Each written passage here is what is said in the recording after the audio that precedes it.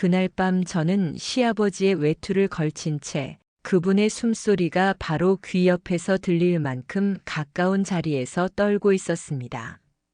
이렇게까지 할 줄은 몰랐지. 시아버지가 낮은 목소리로 말하자 저는 눈도 제대로 못 마주치고 속삭였어요. 아버님이 먼저 잡아당기신 거잖아요. 저는 그냥 더는 버틸 힘이 없어서. 시아버지는 조용히 숨을 내쉬며 제 어깨를 감싸주었습니다. 얘야 제정신이냐? 누가 보면 우리가 무슨 사이로 보이겠어.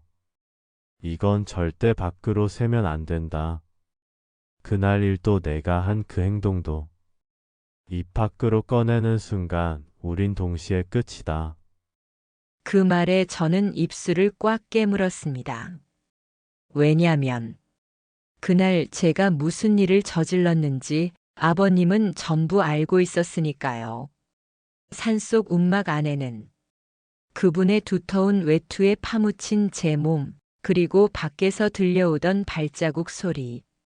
누가 보았다면 우리가 왜 이런 모습이 됐는지 절대 믿지 않았을 겁니다. 하지만 그 밤 우리가 이렇게까지 숨어 있어야 했던 진짜 이유는 여러분이 생각하는 그런 이유가 아닙니다.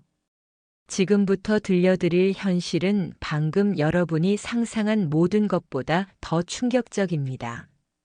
끝까지 들어주세요. 이제 제 이야기를 시작하겠습니다.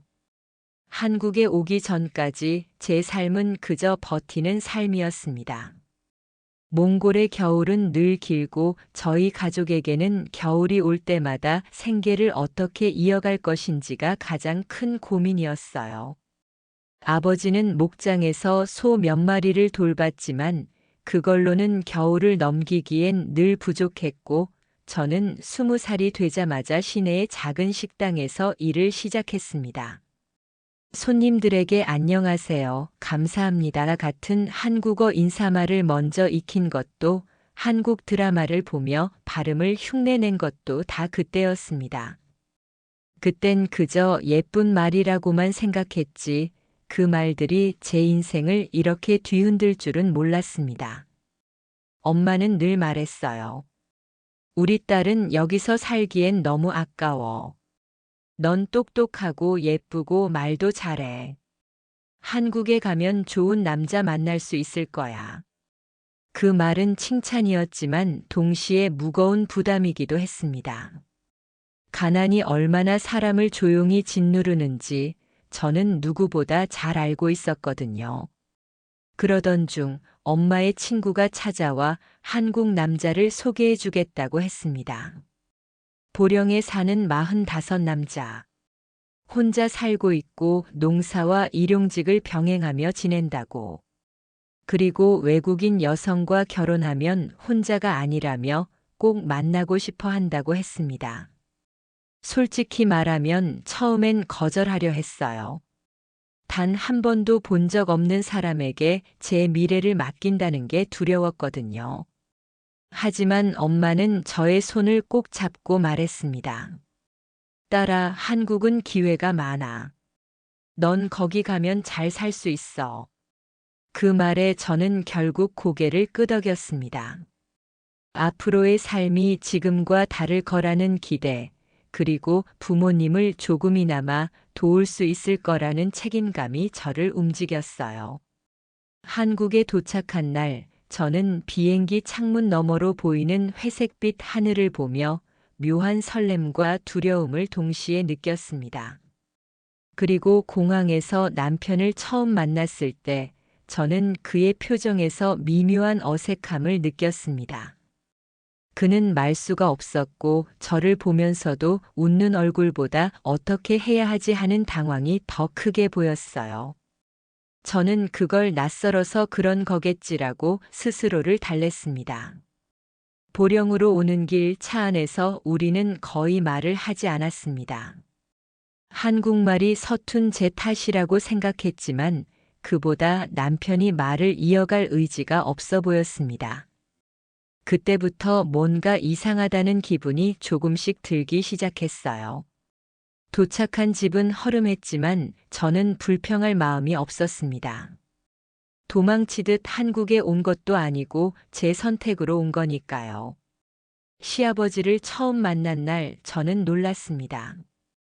남편과는 달리 시아버지는 저를 보자마자 큰 웃음과 함께 반갑게 손을 잡아주었어요. 멀리서 오느라 고생했지. 이제 우리 집 식구다. 그 말 한마디가 얼마나 따뜻하게 느껴졌는지 모릅니다. 그 순간만큼은 정말 잘 왔구나 하는 생각이 들었습니다.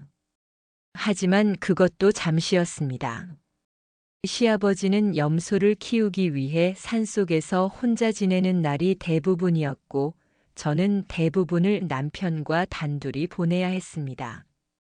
낯선 말, 낯선 문화, 낯선 사람. 그 속에서 제가 붙잡을 수 있는 사람은 남편 한 명뿐이어야 했는데, 남편은 점점 저를 멀리했습니다. 제가 서툰 한국말로 무언가를 물어보면 그는 표정부터 구겼습니다. 아, 답답하다. 말귀 좀 알아들어. 이 말은 하루에도 몇 번씩 들었습니다. 제가 식탁에 밥을 차리면, 우리 집은 이렇게 안 해. 청소를 하면, 그렇게 하는 거 아니야. 무언가를 배워보려 하면, 됐어. 하지 마. 그냥 가만히 있어. 저는 점점 작아졌습니다. 한국에 온 지 한 달쯤 되었을 때 저는 깨달았습니다.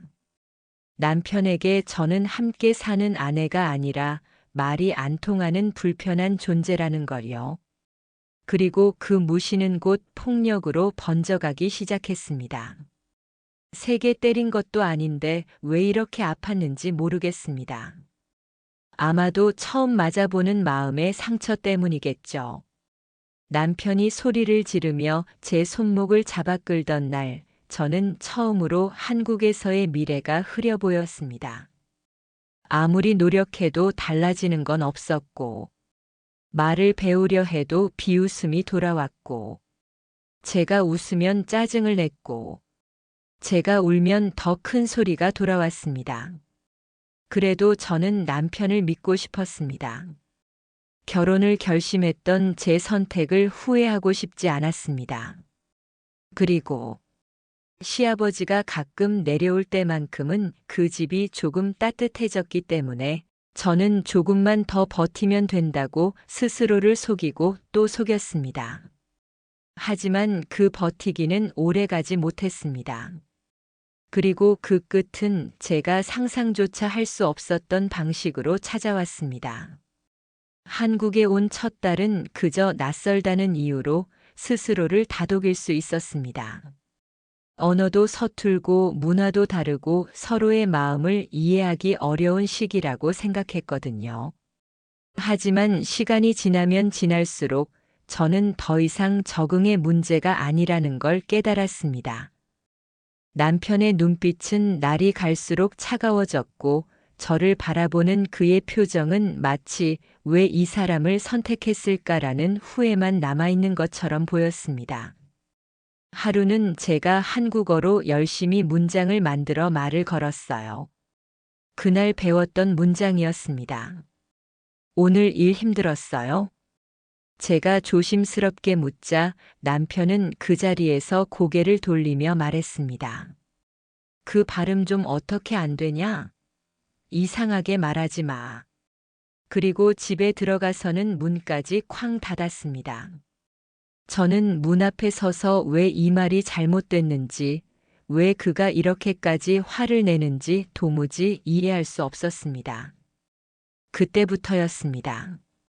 남편은 제가 무엇을 하든, 어떤 표정을 짓든, 어떤 말을 하든 모두 불편해하기 시작했습니다. 제가 웃으면, 왜 웃어? 기분 나쁘게. 제가 조용히 있으면, 왜 말이 없어? 짜증나게. 제가 집안일을 하면, 그렇게 하는 거 아니라고 했잖아. 제가 아무것도 하지 않으면, 도움되는 게 하나도 없네. 어떤 선택을 해도 틀린 답이 되었습니다. 그리고 어느 날부터 남편은 술을 마시기 시작했습니다. 일을 마치고 집에 오면 거실 바닥에 소주병이 굴러다녔고 그는 취한 목소리로 불평을 늘어놓았습니다. 내가 왜 이딴 데에 이렇게 갇혀 있어야 되냐? 돈도 없고 여자도 없고 내 인생이 뭐가 좋은데? 그가 말하는 여자가 저를 뜻하는 건지 아니면 저 말고 다른 누군가를 말하는지 저는 알 수 없었습니다. 하지만 그 말 속엔 분명 제가 포함되어 있었겠죠. 그 말들이 나도 모르게 제 가슴에 깊이 박혔습니다. 술에 취하면 그는 목소리가 더 거칠어졌고 이유 없이 화를 냈습니다. 컵을 던진 적도 있었고 의자를 발로 차서 벽에 큰 자국을 만든 날도 있었어요.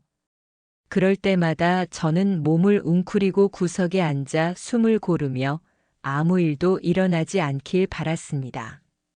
그는 직접 손을 대지 않았다고 생각했겠지만 말과 행동은 이미 제 마음 깊숙한 곳을 세게 때리고 있었습니다. 저는 매일 밤 기도했습니다. 오늘은 제발 조용히 지나가게 해주세요. 하지만 그런 밤은 점점 줄어들었습니다. 남편은 제가 한국어를 배우는 것조차 싫어했습니다. 책을 펴고 소리내어 읽고 있으면 갑자기 책을 빼앗아 던졌습니다. 그딴 거 배워서 어디다 쓰게. 말귀도 못 알아듣는 주제에 뭘 배우긴 뭘 배워. 저는 아무 말도 할 수 없었습니다. 말을 하면 다투게 되고 다투면 집이 더 무서워졌으니까요. 점점 저는 집안에서 입을 닫기 시작했습니다. 아침 인사도 저녁 인사도 물어보는 말도 보고 싶은 표정도 모두 조용히 숨겼습니다. 그런데 그렇게 조용해진 저를 보며 남편은 또 화를 냈습니다. 사람이 어떻게 하루 종일 말이 하나도 없냐? 그게 정상이야? 저는 더 말이 막혔습니다. 시아버지가 내려오는 날만큼은 마음이 조금 편해졌습니다. 시아버지는 늘 따뜻한 표정으로 말했어요. 아들놈이 말이 없어서 그렇지 마음은 안 그래. 조금만 참아보자. 하지만 그 말은 틀렸습니다. 남편의 마음은 제가 생각한 것보다 훨씬 더 멀리 어두운 곳에 가 있었던 것 같습니다. 어느 날 밤 남편은 술을 마신 채로 갑자기 제 머리 옆을 손으로 강하게 탁 쳤습니다. 직접 맞은 건 아니었지만 제 얼굴 옆을 스치며 큰 소리가 났고 그 순간 저는 몸이 얼어붙었습니다. 그의 눈은 충혈돼 있었고 입에서는 술 냄새가 났습니다. 그는 크게 외쳤습니다. 왜 그렇게 멍청하냐고. 도대체 뭐 하나 제대로 되는 게 없어. 저는 그날 처음으로 이 사람이 나를 싫어하는 게 아니라 나를 없애고 싶어 하는 걸까? 라는 생각을 했습니다. 그날 밤 저는 잠들지 못했습니다. 불이 꺼진 방, 남편의 코골이 소리, 제 심장의 불규칙한 떨림. 그리고 문득 깨달았습니다. 나는 이 집에서 안전하지 않다. 하지만 어디로 갈 수 있을까요? 몽골로 돌아갈 수도 없었습니다. 가족에게 실패했다고 말할 용기가 없었고 돌아간다고 해도 거기엔 아무것도 없었으니까요. 그러던 어느 날 시아버지가 산에서 내려온다고 연락이 왔습니다. 그날 남편은 이미 술에 취해 있었습니다. 저는 그때까지만 해도 몰랐습니다. 시아버지의 방문이 곧 제 인생을 뒤집는 시작이 될 줄은요. 시아버지가 내려온다는 연락을 받은 날, 저는 아침부터 괜히 마음이 분주했습니다. 그분이 내려오는 날만큼은 남편도 조금 차분해지고 집안의 공기가 잠시라도 따뜻해지곤 했기 때문입니다. 남편이 어떻게 변했는지, 얼마나 예민해졌는지, 얼마나 술에 기대는 사람이 되었는지 시아버지는 전혀 모르고 있었어요. 그분은 늘 산속에서 염소를 돌보느라 혼자 지내는 시간이 대부분이었고 1년에 한두 번 내려오는 게 전부였습니다. 저는 그날도 평소와 다르게 집을 깨끗하게 청소하고 나름대로 맛있게 보이도록 반찬을 만들었습니다. 혹시라도 시아버지가 오해할까봐 제가 잘 지내고 있는 것처럼 보이고 싶었습니다. 정말 잘 지내고 있어서가 아니라 걱정하지 않으셨으면 좋겠다는 마음 때문이었습니다. 그분의 따뜻함을 망치고 싶지 않았습니다. 오후 늦게 문이 열리고 시아버지가 들어오셨습니다. 얼굴은 늘 그렇듯 햇볕에 그을려 있었고 손은 거칠었지만 그 눈빛만큼은 언제나 따뜻했습니다. 며느라 잘 지냈냐? 그 한마디에 가슴이 순간 뜨거워졌습니다. 누군가 제 이름을 불러주고 제 안부를 진심으로 묻는다는 것. 그것만으로도 위로가 되었어요. 저는 웃으며 대답했습니다. 네, 잘 지냈어요. 하지만 제 목소리는 너무 가벼워서 조금만 들어도 진짜 잘 지냈는지 알 수 있을 만큼 비어 있었습니다. 시아버지는 그걸 못 들은 척 넘어가 주셨습니다. 남편은 그동안 술에 취해 비틀거리며 방에서 나오지 않았습니다. 시아버지는 그 모습을 보더니 눈썹을 찌푸렸습니다. 또 이러고 있냐 아들놈아, 이게 사는 게냐? 남편은 대답하지 않았고 저는 멀찍이 서 조용히 서 있었습니다. 제가 말 한마디라도 꺼냈다가는 불씨가 제 쪽으로 튈까봐 두려웠어요. 저녁이 되자 시아버지는 밥이나 먹자. 너도 앉아라. 라고 말씀해 주셨습니다. 저는 오랜만에 누군가와 함께 밥을 먹는 것이 너무 어색했습니다. 남편과는 식탁에 앉아도 아무 말도 없었고 단둘이 먹을 때면 늘 긴장이 감돌았거든요. 그러나 시아버지와 먹는 밥은 참 이상했습니다. 같은 밥인데 맛이 달랐습니다. 따뜻하고 편안하고 마치 제가 사람이 된 것 같은 느낌이 들었어요. 식사가 끝난 뒤 시아버지는 저에게 조용히 물었습니다. 너 요즘 얼굴이 많이 상했네. 힘든 일 있냐? 그 질문이 제 마음을 찌르는 것 같았습니다. 그 순간 저는 울음이 터질 것 같아 고개를 숙이고 말했습니다. 아니에요, 저 괜찮아요. 하지만 제 두 손은 떨리고 있었고 작은 숨소리까지 흔들렸습니다. 시아버지는 제 손떨림을 보며 잠시 아무 말 없이 저를 바라봤습니다. 그리고 천천히 말했습니다. 며느라, 아무 일 없는데 사람이 저렇게 떨지 않는다. 너 무슨 일 있냐? 그 말에 저는 무너지듯 눈물이 고이기 시작했습니다. 하지만 끝내 말하지 않았습니다. 말하는 순간 저 자신이 더 큰 문제를 만든다는 생각이 너무나 두려웠어요. 그저 고개를 저으며 정말 괜찮아요. 라고 말했지만 그 말은 누구도 믿지 못할 정도로 가벼웠습니다.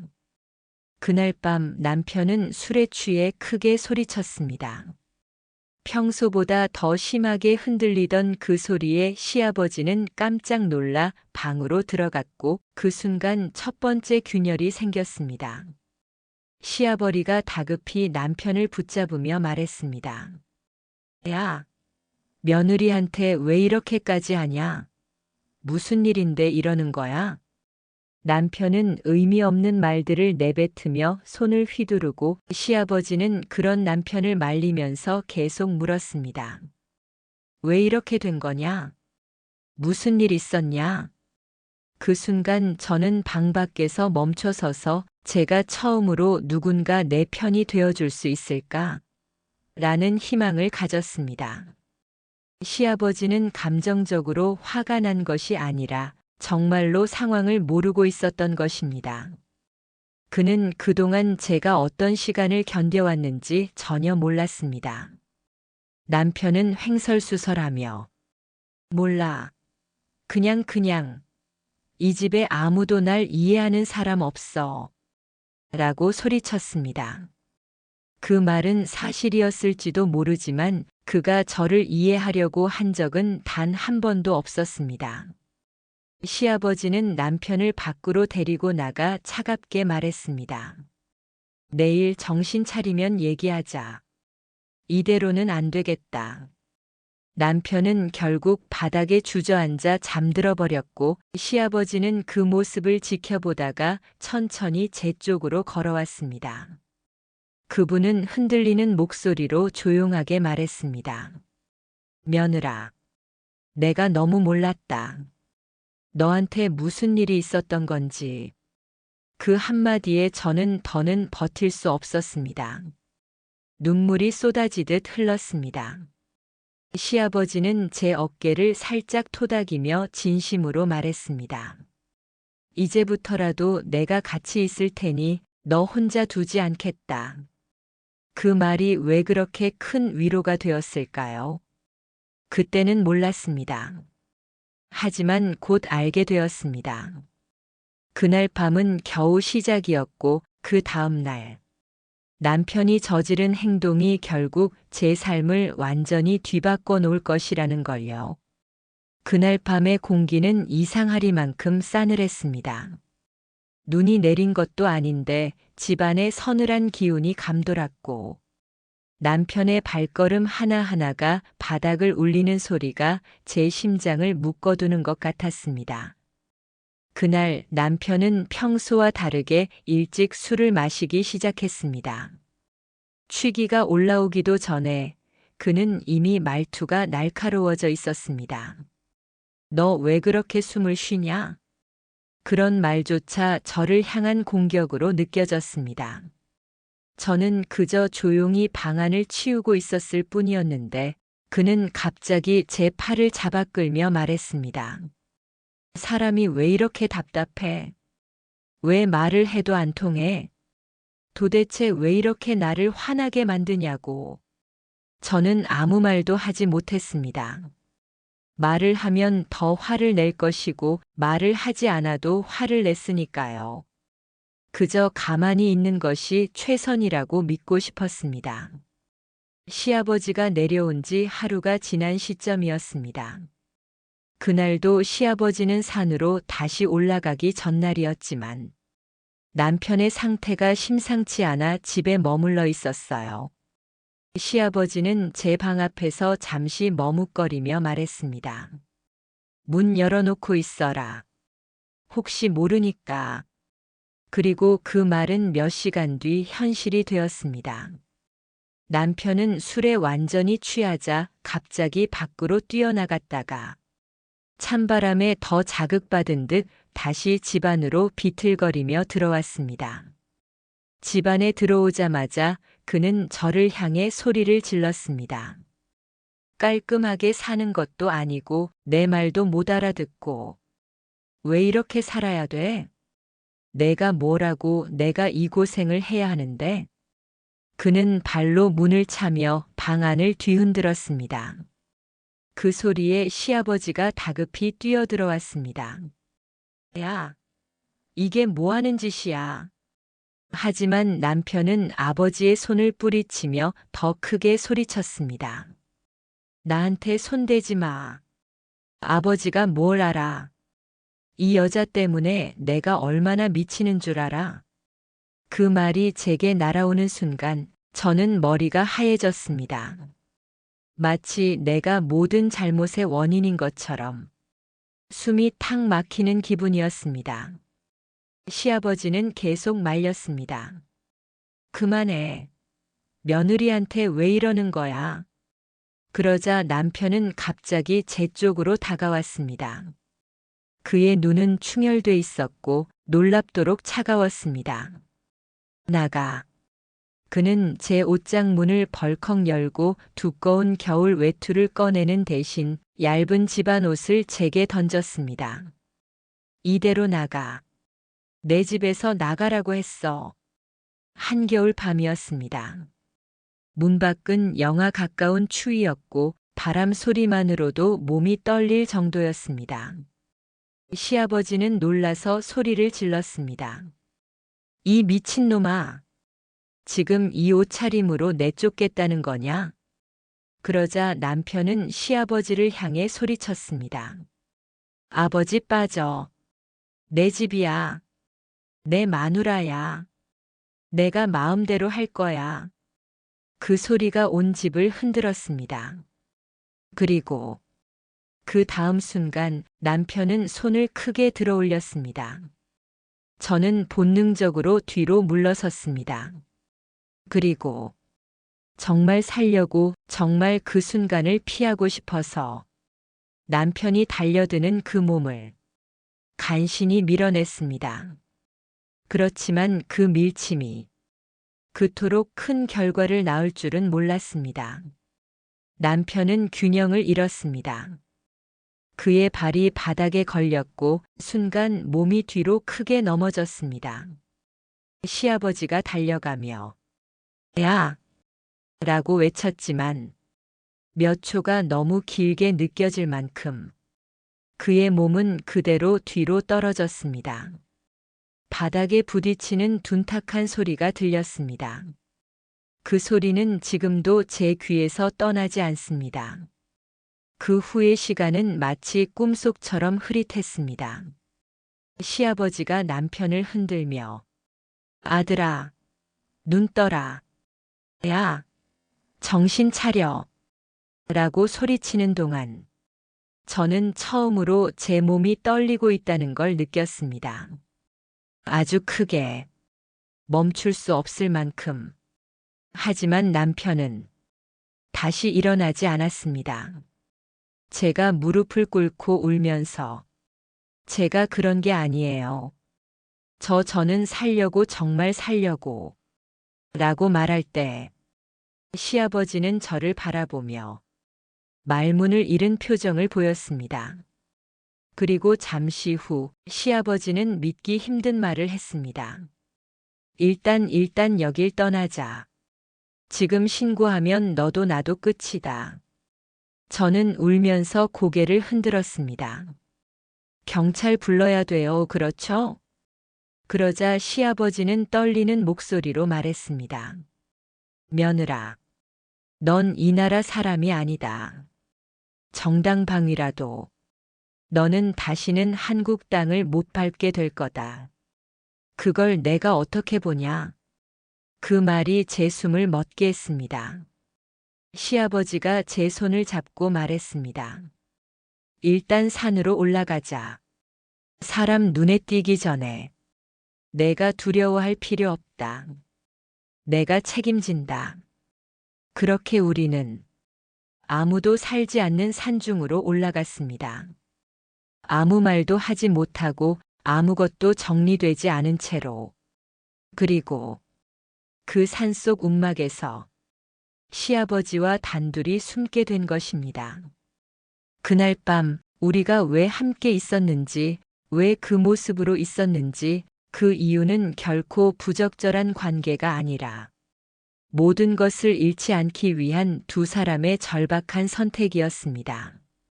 시아버지와 함께 산으로 올라가던 그 길은 짧지도 길지도 않았습니다. 하지만 제 발걸음은 그 어느 때보다 무겁고 떨렸습니다. 눈앞이 흐릿해지고 뒤돌아보는 게 무서웠습니다. 남편이 누워있던 그 자리를 다시 보고 싶지 않았거든요. 시아버지는 아무 말 없이 제 손목을 잡은 채 앞장서 걸었습니다. 그분의 손이 이렇게 떨리는 건 처음 봤습니다. 그 떨림은 단순한 추위 때문이 아니라는 걸 저는 알고 있었습니다. 분명 그분도 충격이었겠죠. 자신의 아들이 그런 모습으로 남겨진 채 산 아래 어둠 속에 쓰러져 있었다는 사실을 받아들이는 건 너무나 큰 일이었을 겁니다. 우리는 산 중턱쯤 되는 곳에 자리한 작은 움막에 도착했습니다. 평소 시아버지가 염소를 돌보다가 잠깐 머물던 곳이라고 들었는데 그날 밤만큼은 그 어떤 곳보다 외롭고 춥고 불안해 보였습니다. 손전등 하나의 불빛만으로 움막 안을 비추자 낡은 돗자리와 오래된 난로 하나만 보일 뿐이었습니다. 시아버지는 떨리는 손으로 난로에 불을 붙이며 말했습니다. 여기 일단 여기서 밤을 보내자. 오늘 내려가면 안 된다. 저는 그 말의 뜻을 알고 있었지만 직접 듣는 순간 심장이 철렁 내려앉았습니다. 밤새 내려가지 않는다는 건 남편이 그 자리에서 그대로 누워 있는다는 뜻이었으니까요. 시아버지는 난로 앞에 쪼그려 앉아 두 손으로 얼굴을 가리고 한참 동안 말이 없었습니다. 저는 몇 걸음 떨어진 자리에서 차마 그분에게 다가가지 못한 채 조용히 울기만 했습니다. 엄마, 아빠, 저는 왜 이런 선택을 했을까요? 한국에 와서 잘 살겠다는 믿음 하나로 모든 걸 걸고 왔는데 지금 저는 이 나라 산속에서 시아버지와 단둘이 숨어 있습니다. 얼마나 울었을까요? 눈물이 마르기도 전에 시아버지가 조용히 말했습니다. 며느라, 너 일부러 그런 거 아니지? 저는 바로 고개를 세차게 저었습니다. 아니에요. 저 살려고 저는 그냥 그 사람이 너무 무서웠어요. 시아버지는 제 말을 듣고 잠시 고개를 떨군 채 두 손을 무릎 위에 올려놓은 채 혼잣말처럼 말했습니다. 그놈이 그렇게까지 됐을 줄은 몰랐다. 그 순간 저는 그분의 목소리에서 아버지로서의 절망과 한 사람으로서의 죄책감을 함께 느낄 수 있었습니다. 시아버지는 떨리는 목소리로 말을 이었습니다. 내가 너를 그렇게 놔둘 게 아니었는데 내가 아무것도 모르고 산에만 박혀 있다가 너한테 이런 일이 생길 때까지도 아무것도 몰랐구나. 그 말이 제 가슴 깊은 곳을 찔렀습니다. 시아버지가 미안해할 일이 아니라는 걸 저는 알고 있었습니다. 그분은 저에게 그래도 따뜻함이라는 걸 느끼게 해준 유일한 사람이었으니까요.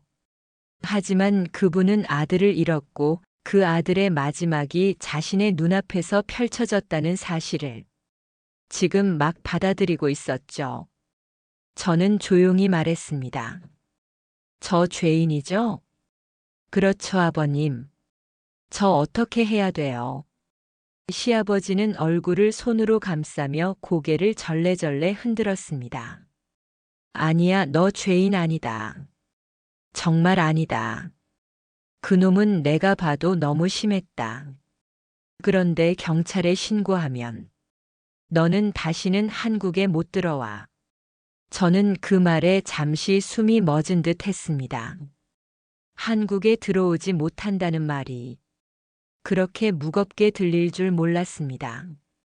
이 나라에서 힘들었던 시간도 많았지만 여기서 배울 언어, 여기서 이루고 싶은 생활, 제가 노력한 모든 것이 한순간에 날아갈 것 같았습니다. 시아버지는 제 표정을 읽고 말했습니다. 그래서 내가 이렇게까지 말하는 거다. 그분은 제 눈을 똑바로 보며 말을 이었습니다. 내가 다 안고 갈게. 너는 내가 지킨다. 그 말은 너무나 충격적이면서도 너무나 따뜻했습니다.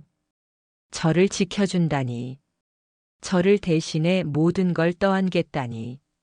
저는 울면서 말했습니다. 아버님, 왜요? 왜 저를 이렇게까지? 시아버지는 담담하게 말했습니다. 내 아들은 내가 지키지 못했다. 하지만 너까지 잃게 둘 수는 없다. 그 말을 듣는 순간 저는 그분이 어떤 결정을 내렸는지 깨달았습니다. 시아버지는 움막 밖을 잠깐 바라보며 밤하늘을 향해 낮게 중얼거렸습니다. 내가 아들놈을 이 산에 묻어둘 수는 없지. 하지만 지금 우리가 내려가면 너도 나도 이미 끝난 거야.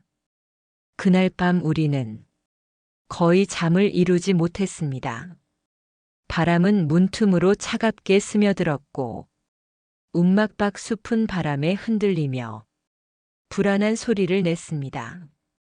하지만 그보다 무서웠던 건 아직 산 아래에 놓여 있을 남편이었습니다. 그리고 다음 날 내려갔을 때 무엇을 마주하게 될지에 대한 공포였습니다. 시아버지는 밤새 자리에서 거의 움직이지 않았습니다. 그분은 한 번도 저를 다그치지 않았고 책임이라며 몰아세우지도 않았습니다.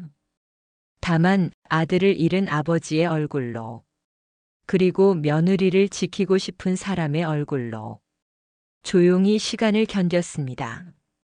저는 그날 밤 처음으로 깨달았습니다. 혈연보다 더 강한 순간이 있다는 걸. 가족이란 피보다 먼저 마음에서 만들어지는 것이라는 걸. 그리고 그 마음 때문에 시아버지는 결국 자신의 인생도 저의 인생도 새로운 방향으로 바꿔놓게 됩니다. 움막에서 그 밤을 지새우고 겨우 해가 떠오르기 시작할 때쯤 시아버지는 밖으로 나갔습니다. 저는 움막 안에 혼자 남겨졌고 그 몇 분이 몇 시간처럼 느껴졌습니다. 문 밖에서 들려오는 발자국 소리마다 심장이 덜컥 내려앉았습니다. 혹시 남편이, 아니, 그럴 리가 없다고 스스로에게 말하면서도 제 손은 떨리고 있었습니다. 잠시 뒤 시아버지는 천천히 문을 열고 들어왔습니다. 표정이 완전히 달라져 있었습니다. 어젯밤의 충격이 아니라 현실을 마주본 사람의 표정. 모든 걸 직시한 사람의 얼굴이었어요. 며느라. 짧은 부름 속에서 모든 대답이 담긴 듯 했습니다.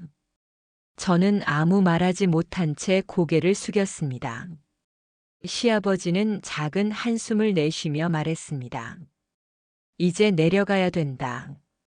저는 그 말을 듣는 순간 몸속 모든 힘이 빠져나갔습니다. 내려간다는 것은 남편이 아직 그 자리에 있다는 뜻이고, 그리고 우리가 마주해야 할 세상이 기다리고 있다는 뜻이었습니다. 시아버지는 제 손을 붙잡고 말했습니다. 너무 걱정하지 마라. 내가 어떻게든 해보겠다. 산을 내려가는 동안 밤새 얼었던 바람이 아직 남아 있었고, 저는 계속 걸음이 흔들렸습니다. 시아버지는 저보다 앞서 걷다가 뒤돌아보며 몇 번이고 제 속도에 맞추어 걸었습니다. 그분의 뒷모습은 한 사람이 감당하기에는 너무 큰 짐을 지고 있는 듯 했습니다. 산 아래 집에 도착했을 때 이미 상황은 조용하지 않았습니다. 이웃집 누군가가 남편의 비명소리와 시아버지의 외침을 들었던 모양이었습니다.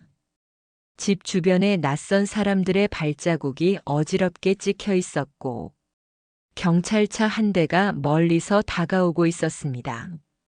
저는 그 모습만으로도 숨이 막혔습니다. 현실이 우리를 따라잡은 것입니다. 경찰은 시아버지에게 먼저 다가왔습니다. 신고가 들어왔습니다. 실내에서 큰 소리가 났고 사람이 쓰러져 있는 걸 봤다는 신고입니다. 시아버지는 아무 말 없이 고개를 숙였습니다. 경찰관 2명이 집 안으로 들어가 남편을 확인하는 사이 저는 마당 한쪽에서 무릎을 꿇었습니다. 눈물이 제멋대로 흘렀습니다. 시아버지는 제 옆으로 와 조용히 말했습니다. 괜찮다. 내가 다 책임진다고 했지. 하지만 아무리 그 말이 따뜻해도 현실은 잔인했습니다. 곧 경찰은 저와 시아버지 모두를 호출했습니다. 경찰서에서 진술을 해야 했습니다. 나는 손이 떨려 펜을 잡기도 어려웠습니다. 어젯밤의 일을 말하려 해도 입이 떨어지지 않았습니다. 제가 밀었다고 말하는 순간 모든 것이 끝날 것 같은 공포가 밀려왔습니다. 경찰은 반복해서 물었습니다. 남편분이 왜 이런 상태가 된 거죠? 두 분이 바로 신고하지 않은 이유는요? 무슨 일이 있었습니까? 시아버지는 조용한 목소리로 말했습니다. 제가 그랬습니다.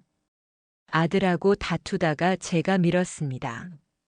저는 큰 충격을 받았습니다. 제가 무언가 말하려고 하자 시아버지는 고개를 아주 작게 좌우로 흔들었습니다. 말하지 말라는 신호였습니다. 하지만 경찰은 멈추지 않았습니다. 시아버지의 진술에는 여러 모순이 있었고, 현장을 본 사람들의 이야기는 우리의 말과 맞지 않았습니다. 결국 진실은 서서히 드러나기 시작했습니다. 며느리분이 밀었죠? 경찰의 이 한마디가 제 심장을 산산조각 냈습니다. 저는 울면서 말했습니다. 저는 정말 살려고 그냥 한 번 밀었어요. 그 말이 나온 순간 경찰은 바로 이어서 말했습니다. 정당방위인지 아닌지 판단은 우리가 합니다. 하지만 국제 결혼으로 체류 중이라면 법적 판단과 별개로 출국 조치가 될 가능성이 큽니다. 그 말을 들은 순간 저는 기절할 듯한 충격을 받았습니다. 추방. 다시 한국에 돌아올 수 없다는 말. 제가 버티고 배우고 살아온 이곳에서 한순간에 사라지는 것. 시아버지는 그 말이 끝나자마자 책상 위에 놓인 제 손을 잡았습니다. 이 아이는 아기가 없었습니다. 제가 알고 있습니다. 이 아이는 지켜야 할 사람입니다. 하지만 세상은 따뜻함보다는 규칙으로 움직였습니다. 며칠 뒤 저는 공식적으로 출국 조치 결정을 통보받았습니다. 그 결정을 받는 순간 세상이 무너지는 것 같았습니다. 시아버지도 결국 시신 유기 혐의로 재판을 받게 되었습니다. 다행히 정상 참작이 인정되어 집행유예로 풀려났지만 그 시간이 우리 둘에게 남긴 상처는 누구도 설명할 수 없는 깊이였습니다. 저는 결국 한국에서의 짧고 긴 시간을 정리할 틈도 없이 비행기에 올랐습니다. 시아버지는 공항까지 저를 데려다 주며 말 한마디 없이 제 손을 잡아주었습니다. 그 손은 그날 밤 움막에서처럼 너무나 따뜻하고 거칠고 그리고 슬펐습니다. 비행기 탑승구 앞에서 시아버지는 떨리는 목소리로 말했습니다. 딸아. 처음 듣는 호칭이었습니다. 그 말만으로도 저는 주저앉을 뻔했습니다. 미안하다. 너를 이렇게 보내게 돼서. 저는 울면서 고개를 흔들었습니다. 아버님 잘못 아니에요. 정말 아니에요. 하지만 비행기 문은 결국 닫혔고 저는 다시 몽골로 돌아갔습니다. 다시는 돌아오지 못할지도 모른 채로 몽골로 돌아오는 비행기 창밖으로 희미하게 보이던 불빛들이 하나둘 사라질 때마다 제 마음속에서는 무언가 찢어지는 소리가 들렸습니다. 그건 단순히 한국을 떠나는 슬픔이 아니라 제가 만든 선택으로 인해 모든 미래가 닫혀버렸다는 절망이었습니다. 고향의 공기는 차갑고 건조했습니다. 공항 문을 나서는 순간 눈물이 갑자기 뜨거워졌습니다. 아무도 저를 맞이하러 오지 않았고 집으로 돌아가는 길에 버스 창밖으로 보이는 풍경은 제가 떠났던 몇 년 전 그대로였지만 제 마음에게는 너무 낯설었습니다. 며칠 동안 저는 방에만 틀어박혀 있었습니다. 밥을 먹는 것도 잊고 사람 얼굴 보는 것도 싫고 밤마다 잠들기 전 한국에서 겪었던 일들이 마치 꿈처럼 떠올랐다가 악몽처럼 되살아났습니다. 시아버지는 저와 달리 자신의 삶을 그대로 살아내야 했겠죠.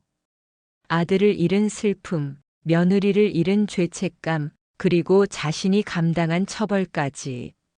그런 분에게 제가 연락을 할 용기가 없었어요.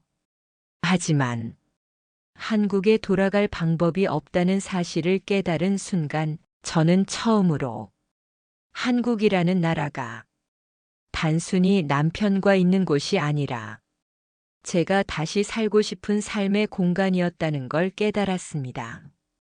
그리고 시아버지가 그곳에 있다는 사실이 저에게는 생각보다 큰 의미였다는 것도요. 용기를 내 처음 메시지를 보냈습니다. 아버님 잘 지내세요? 그분은 몇 시간 뒤 짧게 답장을 보냈습니다. 응, 너는 괜찮냐? 그 짧은 한 줄이 저를 울게 만들었습니다. 한국에서 지낼 때도 남편에게서 듣지 못했던 따뜻함이었으니까요. 그날 이후 시아버지와의 연락은 매일 이어졌습니다. 처음에는 잘 지내냐, 밥은 먹었냐, 이런 짧은 대화였지만 점점 한국에서의 일, 산속 움막에서의 밤, 제가 겪은 두려움, 아버지가 느낀 죄책감에 대해 긴 이야기들을 나누기 시작했습니다. 그러던 어느 날, 시아버지는 조심스럽게 물었습니다. 혹시 많이 힘드냐? 저는 참으려고 했지만 그 말을 보는 순간 당장이라도 달려가 안기고 싶을 만큼 울컥해져 버렸습니다. 아버님, 저 한국에 다시 가고 싶어요. 그 말은 저도 모르게 튀어나온 절규였고 그 뒤에는 설명할 수 없는 불안과 고독이 숨어 있었습니다. 시아버지는 한동안 답을 주지 않았습니다. 몇 시간 뒤 겨우 한 줄이 도착했습니다. 그건 쉽지 않다. 저는 그 말이 사실이라는 걸 잘 알고 있었지만 이렇게 단호하게 듣는 건 참 힘들었습니다. 며칠 뒤 저는 마지막 용기를 내서 시아버지에게 메시지를 보냈습니다. 아버님, 저를 다시 한국으로 불러줄 순 없나요? 방법이 하나 있긴 하다. 어떤 방법이요? 그게 너 또 국제 결혼하면 다시 들어올 수 있다. 그럼 아버님이 저랑 결혼해주면 문자를 보내고 나서 제 손은 세차게 떨렸습니다. 이 말이 얼마나 엉뚱하고 충격적인 부탁인지 저도 잘 알고 있었습니다. 하지만 저는 그 어떤 방법도 없다는 걸 알고 있었어요. 한국으로 돌아가는 길은 딱 하나뿐이라는 걸. 시아버지는 그 메시지를 보고 정말 오래 답이 없었습니다. 그리고 그날 밤 늦게 한 줄의 메시지가 도착했습니다. 그래, 내가 할게. 저는 핸드폰을 들고 오열했습니다. 감사해서 울고, 죄송해서 울고, 그분에게 이 짐을 지우는 것이 미안해서 한참을 울었습니다. 며칠 뒤 시아버지는 몽골로 직접 들어왔습니다. 삐쩍 마르고 얼굴에 깊은 주름이 늘었지만 저를 보자마자 그분은 조용히 말했습니다. 이제 데리러 왔다.